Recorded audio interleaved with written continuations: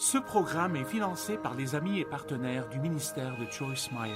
Si vous y pensez, Jésus a dit « Je suis la vigne, vous êtes les branches. Si vous demeurez en moi, vous porterez beaucoup de fruits. » Eh bien, les fruits pendent vers le bas, sur les branches. Tout ce qu'ils font est de recevoir de la vie qui vient à travers la vigne et à travers les branches. Et s'ils pendent là et restent dépendants de cette vigne, ils grandissent. Et c'est comme ça que nous devons être avec Jésus. Nous sommes supposés nous accrocher à lui dans toute situation et dépendre de lui.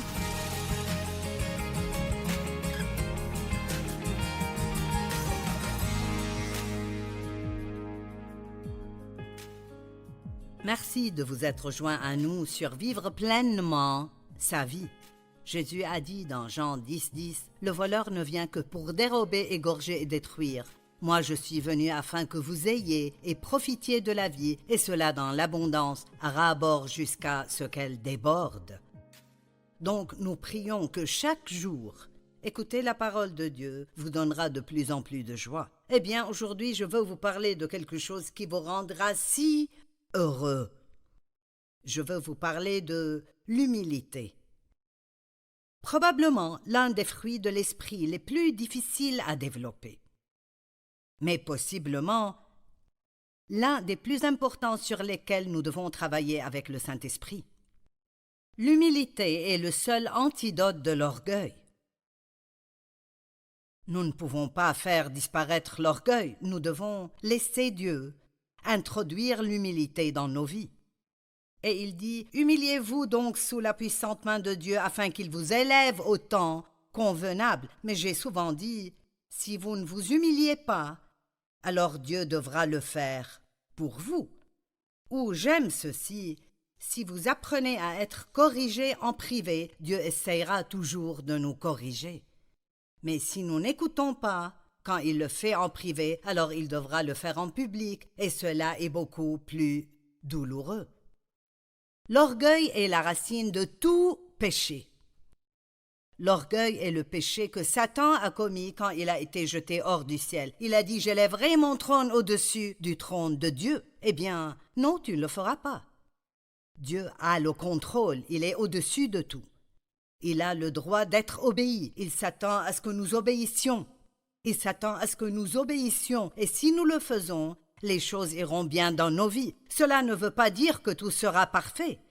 Mais si nous faisons ce que Dieu nous dit de faire, il dit que votre vie sera bénie. Mais si nous ne le faisons pas, alors nous n'aimerons pas comment les choses tourneront.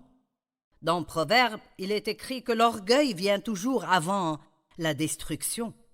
Et il dit que c'est impossible d'avoir des conflits sans orgueil. Donc, pensez avec moi une minute à propos de tous les conflits dans le monde aujourd'hui. C'est presque incroyable combien il y a de personnes en colère. Et ça augmente. Je veux dire rapidement. C'est comme tout le monde aujourd'hui n'aime pas quelque chose, et donc ils en font un grand problème et le combattent. Nous devons prier pour que Dieu nous aide à faire ce que nous devons faire, nous soumettre quand il veut que nous nous soumettions, résister quand il veut que nous résistions, et nous devons marcher dans l'amour. Dans Matthieu 24, il dit simplement que l'un des signes de la fin des temps est que Satan veut essayer de construire une forteresse d'amour froid. Il dit l'amour du plus grand nombre, qui est le corps de Christ, se refroidira parce que le mal et l'iniquité ne cesseront de croître et beaucoup seront offensés. C'est si facile aujourd'hui pour les gens d'être offensés et de s'énerver, et il y a beaucoup de conflits. Mais Jésus nous a appelés à la paix. C'est ce qu'il veut que nous ayons. Et là où il y a la paix, il y a la puissance. Mais nous n'aurons pas la paix sans l'humilité, parce que là où il y a l'orgueil, il y a toujours des conflits. L'orgueil dit « Je suis meilleur que toi ». L'orgueil dit « J'ai raison et tu as tort ». Et l'orgueil dit « Je sais plus que vous savez ». Mais nous devons nous humilier sous la main puissante de Dieu. Vous n'avez pas à penser que vous êtes moins que d'autres personnes, ni que vous êtes meilleur que d'autres personnes. Tout le jugement vient de l'orgueil. Quand nous critiquons les gens dans leur dos, cela vient de l'orgueil. Donc j'ai 10 caractéristiques d'une personne humble. Et je parlerai d'autant que je peux aujourd'hui, et si je ne les termine pas, je les finirai demain. Maintenant, n'éteignez pas la télé parce que je parle de l'humilité. C'est très important que nous apprenions cela, parce qu'en fait, une personne qui est orgueilleuse a beaucoup de problèmes dans sa vie. Une personne humble demande toujours de l'aide quand elle en a besoin. Mais la personne charnelle et orgueilleuse veut agir elle-même et elle veut agir à sa façon parce qu'elle est sûre que sa façon est la bonne façon et personne n'aurait une façon supérieure à la sienne. Quand nous demandons aux autres de nous aider et nous leur donnons un travail à faire, nous devons leur donner de l'espace et la liberté de le faire comme ils sentent dans leur cœur qu'il doit être fait. Mais un dirigeant ou un bon leader, ou quiconque qui a de l'autorité, ou même un parent avec ses enfants, si vous devez gérer en détail tout ce qu'ils font, et si vous vous attendez à ce qu'ils le fassent comme vous le feriez, parce qu'aucune autre façon que la vôtre n'est bonne, alors vous ne pourrez jamais faire que quiconque vous aide, parce qu'ils ne pourront pas travailler avec vous ou pour vous. Vous savez, David, le psalmiste David, a vraiment senti dans son cœur qu'il pouvait vaincre Goliath, le géant qui venait contre l'armée israélite. Et personne ne pensait qu'il pourrait le faire, le roi Saül inclus. Mais Saül a finalement dit « Très bien, je te laisserai essayer, mais tu dois mettre mon armure. En d'autres termes, tu dois le faire comme je le ferai. » Et la Bible dit que David ne pourrait pas vaincre Goliath avec l'armure de Saül. Et vous savez quoi? Personne d'autre ne peut rien faire exactement comme vous le faites. Et donc, ici au ministère, au début, je prenais les décisions concernant tout. Les couleurs dans les magazines, toutes les couvertures des ressources, je prenais des décisions concernant tout. Mais je suis arrivée au point où j'allais me rendre malade à essayer de tout faire moi-même. Et je savais que je devais commencer à déléguer à d'autres personnes. Eh bien, je ne déléguais pas bien parce que je voulais qu'ils fassent le travail exactement comme je voulais qu'ils le fassent. Et j'ai dû apprendre que si j'allais laisser d'autres personnes prendre des responsabilités, je devais aussi leur donner l'autorité. Et j'ai dû apprendre que, croyez-le ou non, parfois ils feraient un meilleur travail que ce que j'aurais fait si je leur donnais l'espace pour le faire. Et nous devons faire cela. Vous démoraliserez votre enfant si à chaque fois qu'ils essayent de faire quelque chose pour vous, vous trouvez 10 choses qui ne vont pas.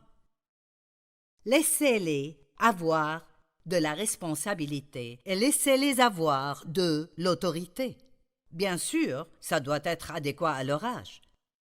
Dieu ne veut pas que nous soyons indépendants, il veut que nous dépendions de lui. Que nous dépendions de lui. Dans notre société, nous pensons « je suis indépendant, je fais ce que je veux ». Ce n'est pas comme ça que Dieu veut que nous soyons. Indépendant veut dire gouverné par soi, libre des influences, libre de la direction ou du contrôle, dépendant de soi. N'est-ce pas là exactement comment les gens dans le monde veulent être? Je pense que c'est le cas. J'étais moi-même comme ça. Personne ne me dirait quoi faire.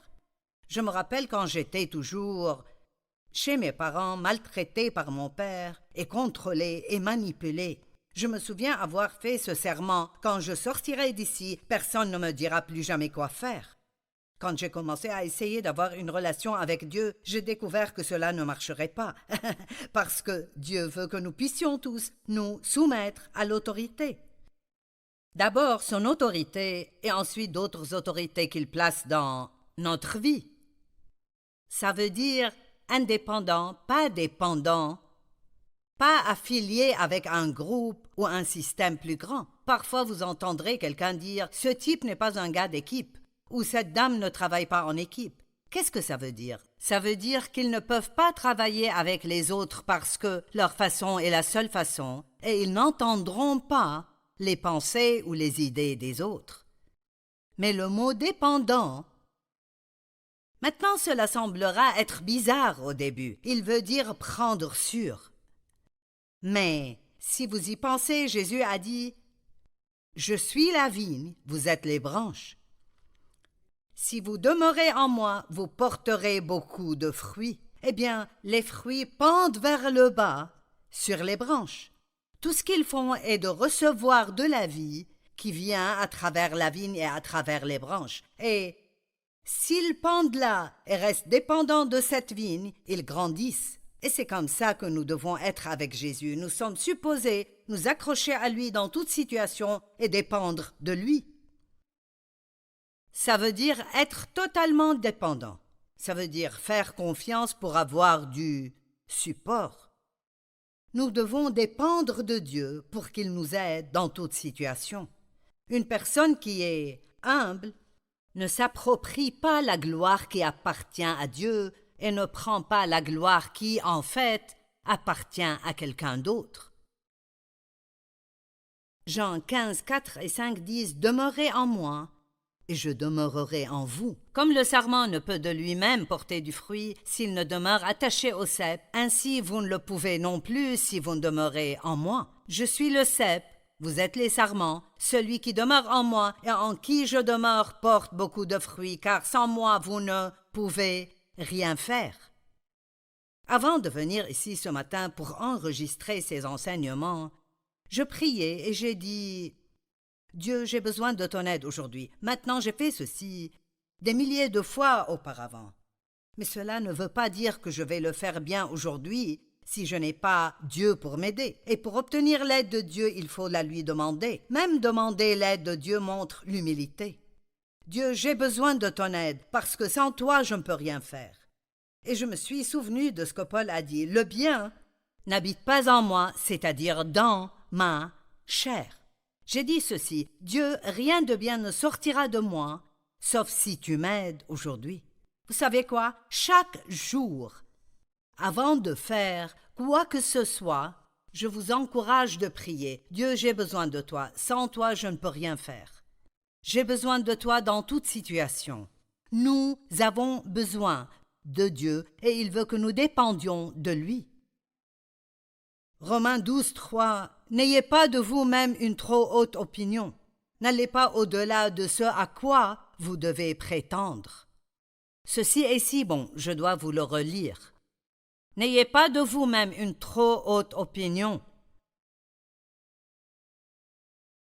N'allez pas au-delà de ce à quoi vous devez prétendre. Vous ne devez pas penser que vous êtes plus bas que le reste du monde. Mais nous ne devons pas penser que nous sommes meilleurs que tout le monde non plus. Nous ne devrions pas penser que nous avons le contrôle et que tout le monde est juste, un grand gâchis. Numéro 2. Les humbles pardonnent rapidement, sont difficilement offensés et ils attendent avec joie que Dieu soit leur défenseur. Une personne orgueilleuse dit toujours « Je vais me venger pour cela. Je vais te faire souffrir parce que tu ne m'as pas bien traité. » Mais une personne humble pardonne rapidement parce qu'elle réalise et se souvient de toutes les choses que Dieu lui a pardonnées. Et elle n'est pas facilement offensée parce que les personnes humbles marchent dans l'amour et l'amour n'est pas facilement offensé. La Bible dit l'amour n'est pas irritable. Êtes-vous une personne irritable? Dieu veut que vous dépassiez cela. Êtes-vous capable de croire le meilleur en d'autres personnes ou êtes-vous suspicieux et à chaque fois que quelqu'un vous blesse, vous pensez qu'il l'a fait exprès? Je sais qu'il y a des fois où j'ai blessé des gens et je n'avais pas l'intention de les blesser. Ce n'est pas ce que je voulais faire. Mais je l'ai fait. Peut-être parce que je n'y pense pas ou je pense que je suis drôle et ils ne le pensent pas. Et je suis très reconnaissante quand les gens me pardonnent et ignorent mes faiblesses. Eh bien, pour récolter ceci dans ma vie, il faut que je le sème dans la vie d'autres personnes. Traitez les gens comme vous voudriez être traités. Colossiens 3, 13 dit « Supportez-vous les uns les autres et pardonnez-vous. Si l'un a sujet de se plaindre de l'autre, pardonnez-vous comme Christ vous a pardonné. Donc je veux vous poser une question maintenant. Contre qui êtes-vous en colère? J'espère que vous puissiez dire personne. Mais si vous êtes en colère contre quelqu'un, Dieu veut que vous lui pardonniez. Vous dites, tu ne sais pas ce qu'il m'a fait. Eh bien, personne ne peut me faire plus que j'ai fait contre Dieu dans ma vie. Et il me pardonne, oublie mes péchés. Il vous pardonne, oublie vos péchés et les éloigne aussi loin que l'Est est de l'Ouest. Une personne humble est très patiente concernant les faiblesses d'autres personnes. Ces versets dans Galates sont si bons. S'il vous plaît, écoutez. Frères, si un homme vient à être surpris en quelque faute ou un mauvais comportement, vous qui êtes spirituels, et vous direz, eh bien, c'est moi, je suis spirituel. Voici ce qu'une personne spirituelle est, des personnes sensibles à et contrôlées par le Saint-Esprit. Si nous sommes contrôlés par le Saint-Esprit, nous pardonnons rapidement. Vous qui êtes spirituel, redressez-le. Je sais que nous aimons cette partie. Restaurez-le, rétablissez-le, sans attitude de supériorité, mais avec un esprit de douceur. Sois attentif et prends garde à toi-même, de peur que tu ne sois aussi tenté. Oh mon Dieu, n'est-ce pas magnifique? Donc quand quelqu'un d'autre tombe dans sa vie à une défaillance morale, ou il fait quelque chose de mal, vous ne devriez pas voir combien vous pouvez rapidement aller le dire aux autres. L'amour recouvre une multitude de péchés. Il ne se prépare pas à propager de mauvaises nouvelles. Mais une autre chose que nous ne devrions pas faire est de dire « je ne ferai jamais ceci ». C'est l'une des choses les plus insensées que nous puissions dire parce que nous avons tous des faiblesses. Et si nous étions à leur place, vous ne savez pas exactement ce que vous feriez. Je me souviens d'une femme avec qui je travaillais. Il y avait une autre fille à notre compagnie et son mari la trompait. Et elle l'a repris. Elle lui a pardonné et l'a repris. Et cette femme m'a dit, elle a dit, « Je ne ferai jamais ceci. Si mon mari me trompait un jour, ce serait fini. Je ne le reprendrai pas. » Vous savez quoi? Quelques années après cela, son mari l'a trompée aussi. Son mari chrétien l'a trompée avec une autre femme à l'église. Et vous savez quoi? Elle a fait tout ce qui était en son pouvoir pour préserver son mariage. Et plus que tout, elle était prête à le reprendre. Donc la chose même qu'elle a dit qu'elle ne ferait jamais, elle a fini par la faire. Et combien de fois avons-nous dit « je ne ferai jamais ceci » pour ensuite faire cette même chose que nous avions dit que nous ne ferions jamais?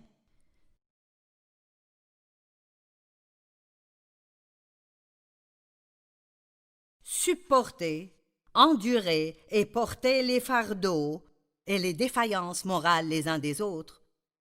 Et si je le dis juste un peu plus simplement, c'est supporter les gens. Je pense que les gens doivent parfois supporter mes faiblesses. Et si vous allez avoir de bonnes relations qui durent longtemps avec quiconque, je ne connais aucune personne qui est parfaite. Je ne connais personne avec qui vous pouvez avoir une relation qui est parfaite, qui ne fera jamais rien que vous n'aimez pas. Et si c'est ce que vous cherchez dans la vie, vous serez très déçus encore et encore. Mais rappelez-vous que vous n'êtes pas parfait et moi non plus. Je dois me souvenir de ceci.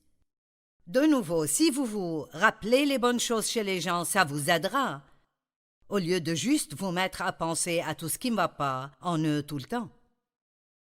Donc la Bible dit que vous devez être prêt à endurer et enterrer et porter les fautes morales troublantes des autres.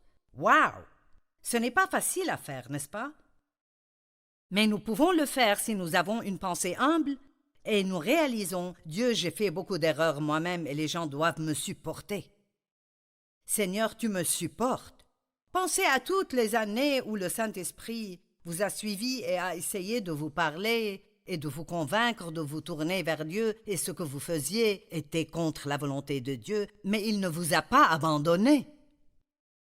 Et maintenant, vous l'aimez et vous avez une vie de loin meilleure.